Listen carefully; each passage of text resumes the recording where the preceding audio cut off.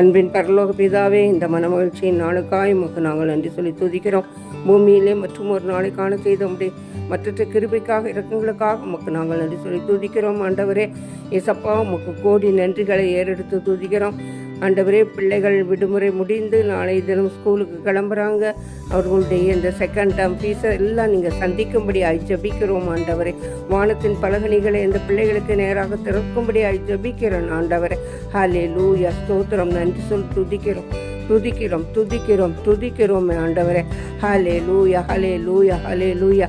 ஆண்டவரே, இதோ கர்த்தாவே, ஆண்டவரே, முழங்கால் வலியிலும் மூட்டு வலியிலும் தலை வலியிலும் ஆண்டவரே, வியாதியஸ்தர்களை உங்களுடைய கரத்தில் ஒப்பு கொடுத்து ஜெபிக்கிறோம். டயாலிசிஸ் பண்ணுகிறவர்கள் எல்லாரையும் உங்களுடைய கரத்தில் கொடுத்து ஜெபிக்கிறோம்.